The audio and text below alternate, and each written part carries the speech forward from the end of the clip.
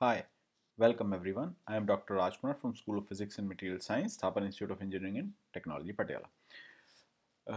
This is the third video of Introduction to Computer Programming in Fortran, and in this video we'll discuss about arrays. But before moving on to arrays, let us discuss about the normal variables which we used so far. So the variable which we used so far were integer, real.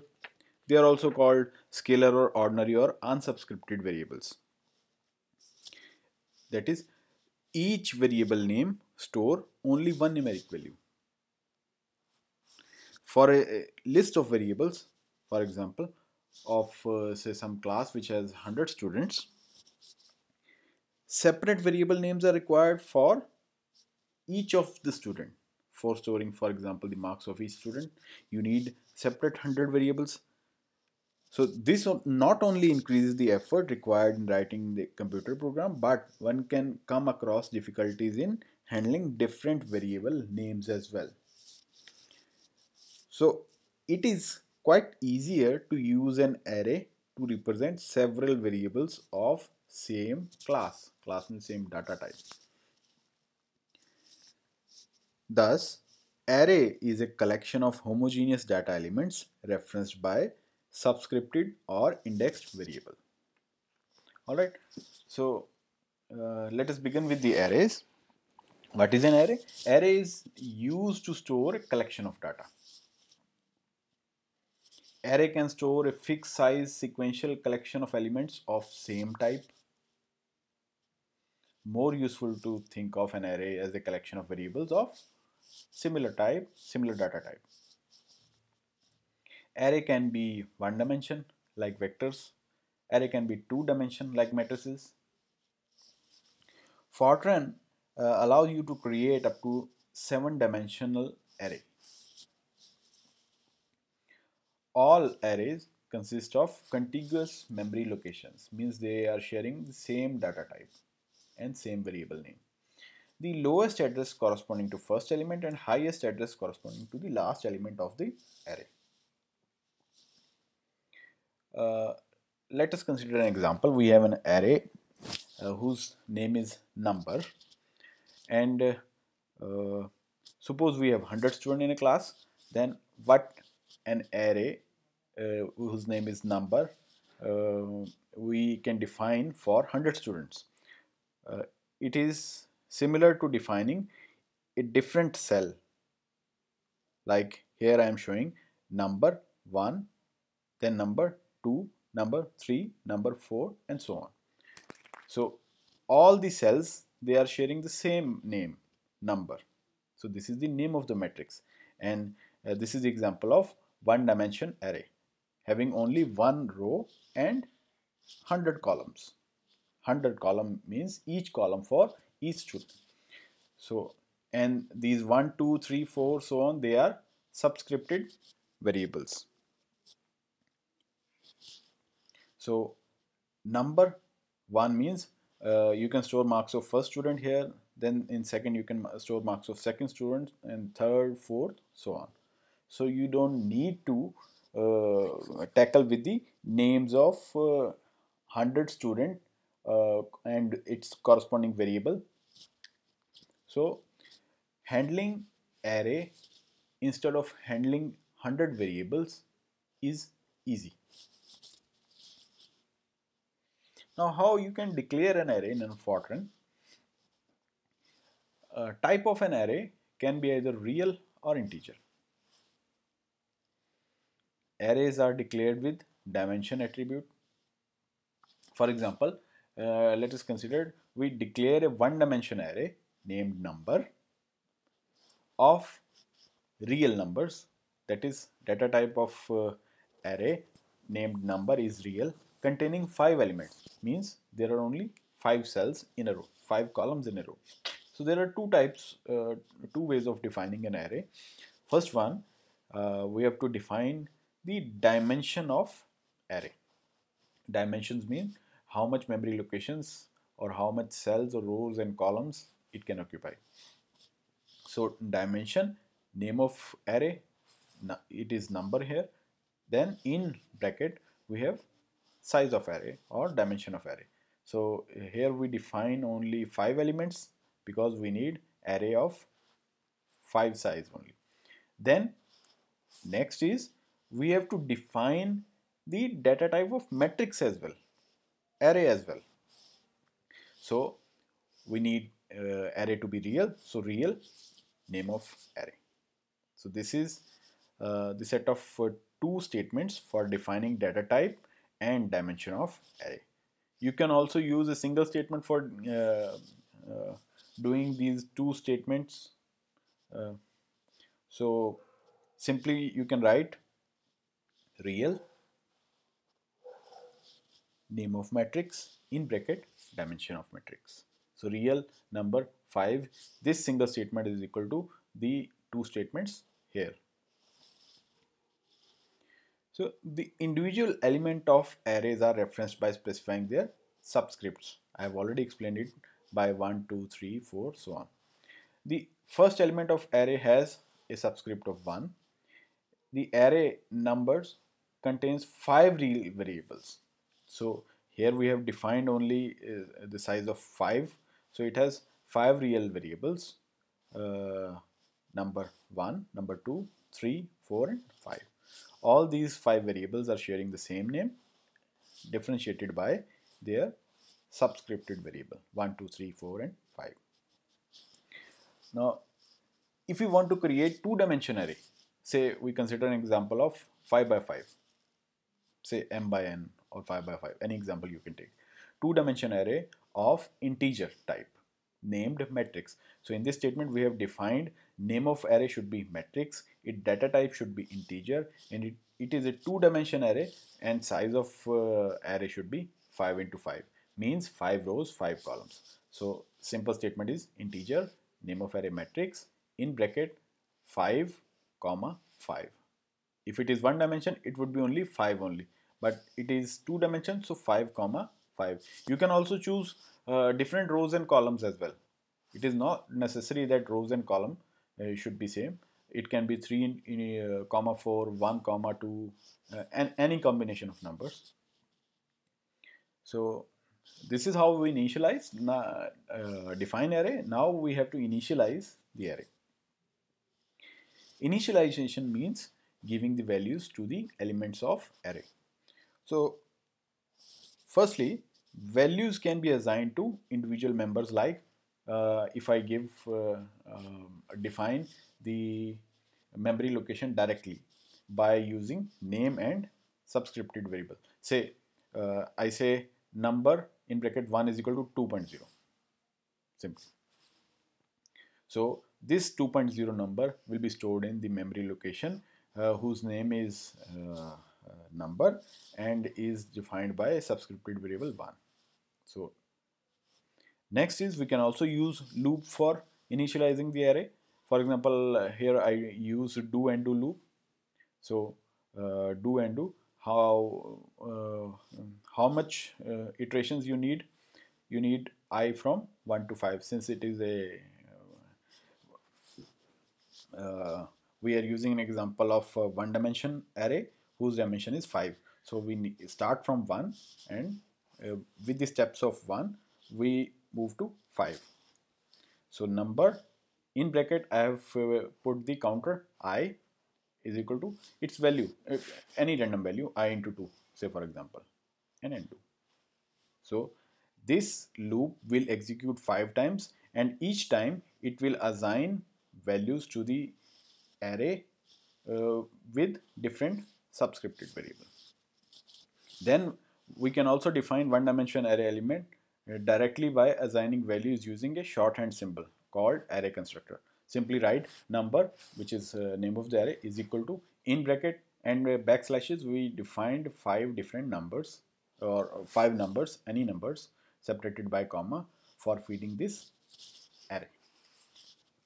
Then we discuss input output of a subscripted variable using loops. First we define how we can do input output using explicit do loop. So first we do input of a single dimension variable. as I've already explained, using any do loop, say do 10, 10 continue, I from 1 to 4. So we have an array whose name is x, and we want to read its first 4 values. So I have started the value of I from 1 up to 4. So read star comma star xi. Now if you execute this loop, it will execute 4 times and it will ask 4 values of this array x. Second, for input of 2-dimension array, we can use nested do loops. Say do loop within a do loop. Alright, so do 10 I from 1 to m and do 20 j from 1 to n. If we have 2-dimension array of dimension mn, n, m by n. So read star comma star a I comma j if I represents row number and j represent column number. Then 20 continue, 10 continue. So this is how 2-dimensional matrix can be read for their corresponding numbers. Then similarly, output of subscripted variables can be done as above by just replacing read with write statement. So you can also print the numbers stored inside the matrix or array. Simply use loops, and in place of read, just write print write statement. Next we have imply do loop for entering the values in the array. What is imply do loop? The implied do syntax create a list of variables. Implied do loop can be nested, just like explicit do loop. Simple example of syntax is, remember that this implied do loop is used along with other statements. For example, here we want to read array x with value from 1 to n. So we need first n values inside the array of name x. So if I write read star comma star and in bracket xi, where I takes value from 1 to n. So this statement, this single statement, without using do explicit do loop, this single statement execute n times. N is defined by the user or read by the user from the keyboard or screen. So this is single statement. You don't need to write do loop or do 10 continue, do n do. Simply you can read using imply do loop. Similarly, you can print the numbers using imply do loop as well. You have to just replace read by write. It can be nested as well. So what is the example? We take simple example. We have a 2-dimension array A whose size is m by n. So first we write in bracket aij in bracket comma value of j is from 1 to n. J represents column number. Then if once for one value of row all the columns are filled, we have to move row to second row, array to second row as well. So for that, for moving the rows as well, we use another outer imply do loop bracket comma. Now I represents number of rows, I from 1 to m bracket closed. So this is the nested imply do loop. So this table shows the imply do loop notation and equivalent explicit do loop notation. So in simple, we have a simple imply do loop. We have x is equal to, if we use direct feeding of the value inside the bracket and backslash, we have 2 into I is equal to comma I from 1 to 4. So suppose this statement means feeding a array x with dimension 4. So this statement is feeding only first 4 values to an array x. What are the values? 2 into I. So for x1, value of I is 1, and what is the memory value will be stored at the memory location? It will be 2 into 1, 2. Equivalent explicit do loop is do from I from 1 to 4, xi is equal to 2i and do. So simply, so we convert imply do loop, simple imply do loop into explicit do loop. Then nested, in this we have two imply do loops. Since we are using I into j, so we have two variables, as I have already explained in previous statement. In this statement, how we can nest imply do loop. So equivalent explicit do loop is do j from 1 to 6 if here we are using j from 1 to 6, and do I from 1 to 4 if we are using I 1 to from 4 in this imply do notation. Xk value of remember that this x is a one-dimensional array, and still we are using nested imply do loop and nested explicit do loop. Why? Because now the location of array x k, the subscripted variable for array is k, which we have defined in the beginning, k is equal to 1, and the variables I and j, they have nothing to do with the subscripted variable of x in this loop. What these I and j they are doing, they are just processing, multiplying with each other, and the result will be stored in the memory location at that particular kth memory location of the array x, which is one dimension. Then in order to move to next location of the array, k is equal to k plus 1 simply, and undo. So this is the equivalent of this implied do loop. Similarly, items in a list, if we directly feed the values, and some value we give the constant values, and another one if we use to feed the array using imply do loop. So 0 comma 0, then I from 3 to 5. So it can take value 3, 4, 5. Then further other values are 0 and 0. So 0, 0, 3, 4, 5, 0, 0. So its meaning is explained here, 0, 0, 3, 4, 5, 0, 0. Alright, so this is how imply do loop is comfortable with reading and writing inside an array. So next is array operation analogy with matrix. So this table shows matrix notation and equivalent array notation. So in matrix, if you write z is equal to x into y, then equivalent array notation is you have to multiply each element zi is equal to xi into yi. Alright, this is not matrix multiplication, these are matrix notations, otherwise this loop would have changed. So in initialization, if we say matrix is equal to 0, 0 matrix, how we can define array a 0 array? By simply putting using two do loops, nested do loops, aij is equal to, either we can also write a is equal to 0 in array form as well, but we can also use explicit do loops, nested explicit do loop in case of 2 dimension or more dimension, for setting each element of array a is equal to 0.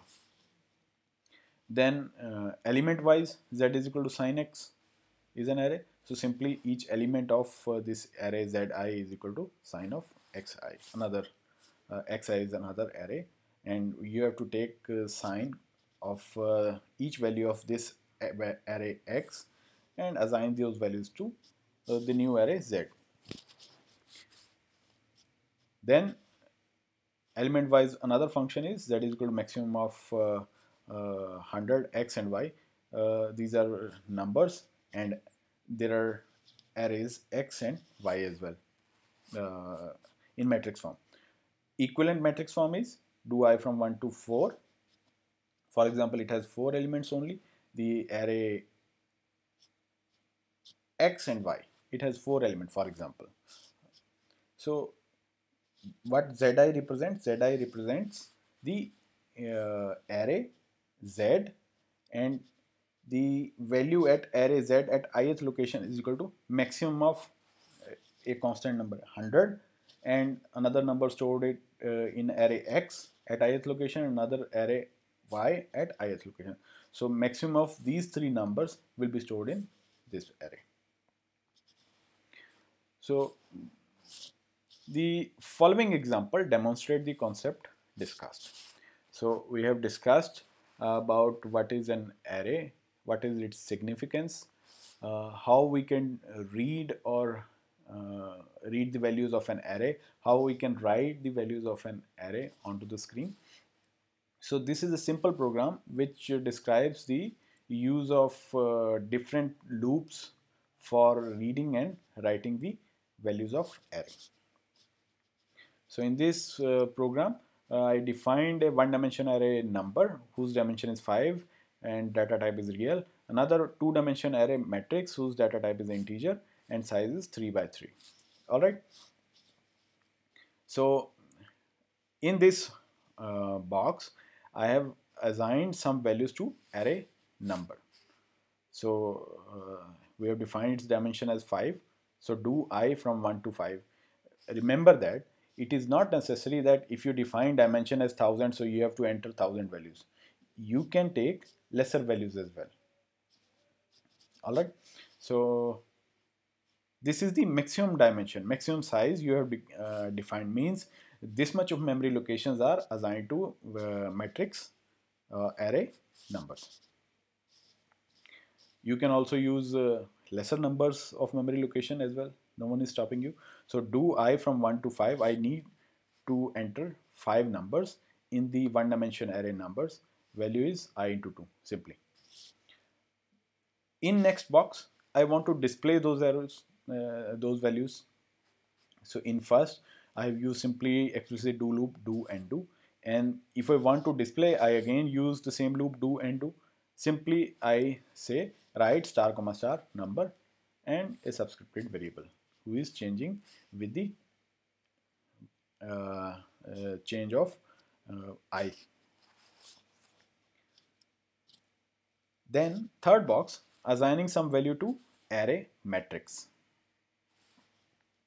Okay, and now matrix is a two-dimension array whose dimension is 3 rows and 3 columns and data type is integer. So we have to use two different do loops, that is nested do loops, nested explicit do loops, and write matrix I comma j is equal to I plus j. Simply remember that I am not asking input from the user. Now this program is calculating the values automatically depending upon the value of I and j.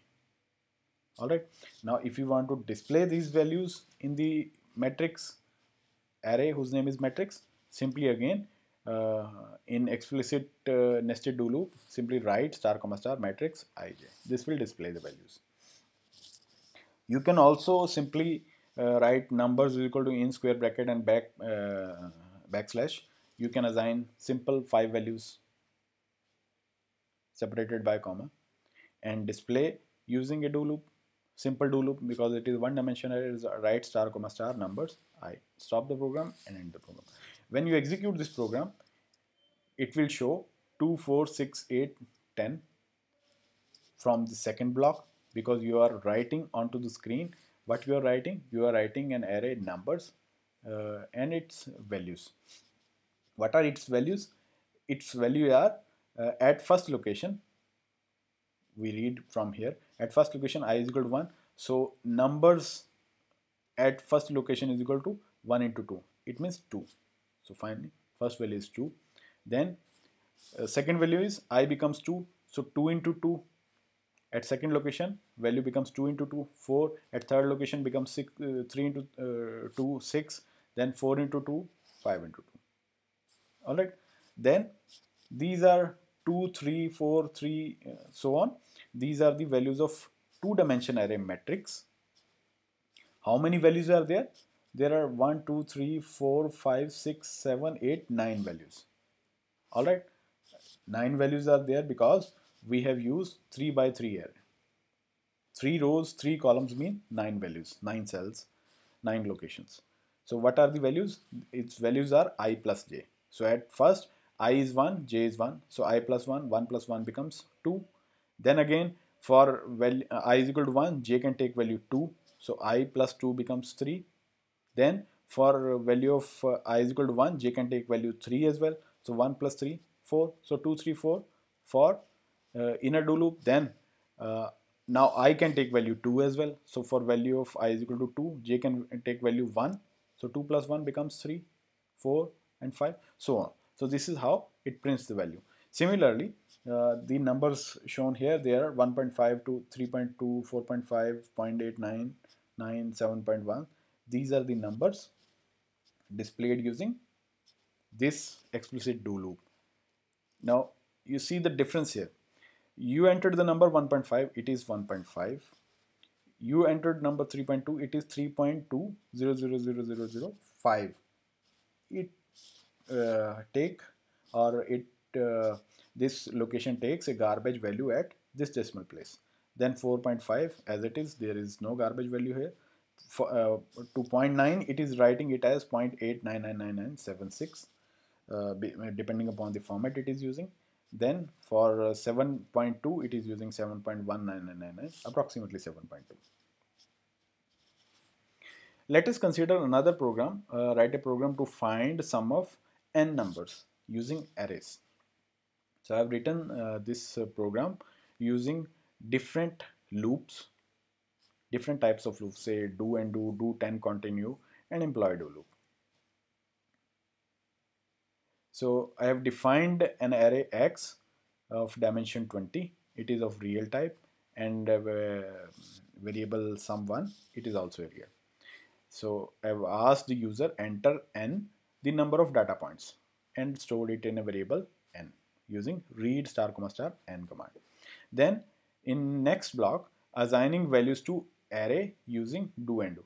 And you remember that I have written simple plain English in this line, but my program on execution will not give any error because I have put exclamation sign. You can put exclamation sign or a symbol C or star. If you put these characters in front of line, they will become simple text only. They will not be a command, then they will not be executed at all, just they will be used as guide for understanding the program written in this language. So they will not be compiled by the compiler, because exclamation sign or comment sign C or star sign C, depending upon the compiler which we are using, these lines I have made comment. So in this block, assigning values to array using do and do, explicit do and do. So read do I from 1 to n, read ** x I and do. So I don't know the value of n. User has to enter the value of n. Then once we read all the values, then I have to add these values as well. So I initialize the variable sum1 is equal to 0. I initialize it from 0 because otherwise it could have take garbage value from the memory. In next block, summation of the values in matrix X using do continue loop. So in this, instead of do and do, I use do continue, do 10 continue, 10 from I from 1 to n. Sum1 is equal to sum1 plus xi. So I am summing the values and putting it in or storing it in a variable sum1 repeatedly, iteratively. Then in next block, I print the values of array matrix using imply do loop. It is this one line statement, write *** inside the bracket xi I comma I takes value from 1 to n simply. So this is how the printing the values of array matrix. It prints what are the values which we have entered or which user has entered using first block, read *** xi. Finally, we display the sum using write ** in inverted comma. Whatever you write in inverted comma will be printed as it is onto the screen. So in inverted comma, we write sum of n entered numbers is separated by comma sum1 is a variable name. So remember, do not put variable name in inverted comma, otherwise variable name will be printed as it is, not its value. Then stop and end the program. On execution, it will show like this. So enter n, the number of data points. I entered 3. What it means, I have an array x whose dimension is 20. I have 20 different columns in a single row because it is one dimension array, but I defined that I need only 3 memory locations. So x at 1, x at 2 and 3. So first, second and third memory location. Then this program asks for entering the values in array xi. So I entered 1, 2, 3. All these values are entered by entering the value from keyboard and then pressing the enter. Or you can also enter using 2 values separated by comma as well. So 1, 2 and 3.